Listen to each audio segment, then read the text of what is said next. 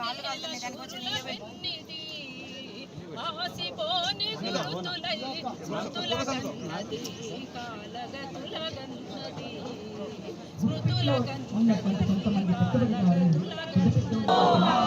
అరుణోదయ జోహార్ అరుణోదయ జోహార్ అరుణోదయ జోహార్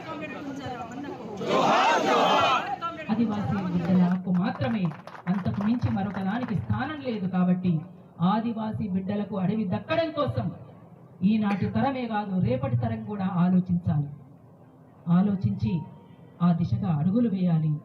అట్లా జరిగిన నాడే కామ్రేడ్ కుంజరామన్నకు సరైనటువంటి నివాళి అని చెప్పేసి అందుకే కామ్రేడ్ భరతన్న పాటలో చివరి చరణంలో కామ్రేడ్ మిత్ర అమరన్న అంటాడు, గోదారిలో అడవి కంట నీరు తీసినది, గోమాత లేగదూడ అంబాని అరిసినాది, చెట్టుకొక గుండె మొక్క కథలెన్నో చెప్పినాది,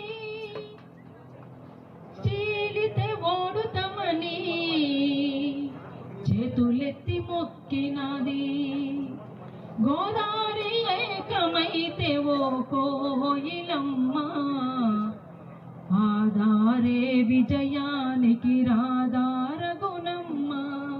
గుప్పిట్లో ఉన్నటువంటి కొంతమంది పెట్టుబడిదారులు పెద్ద పెద్దోళ్ళుగా చలామణి అవుతున్నటువంటి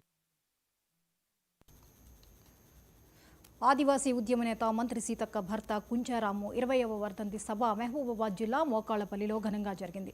మంత్రి సీతక్క స్మారక స్తూపం వద్ద నివాళులర్పించారు. ఆదివాసీలకు అండగా రాము ఎన్నో పోరాటాలు చేసి అసువులు బాసారన్నారు మంత్రి సీతక్క.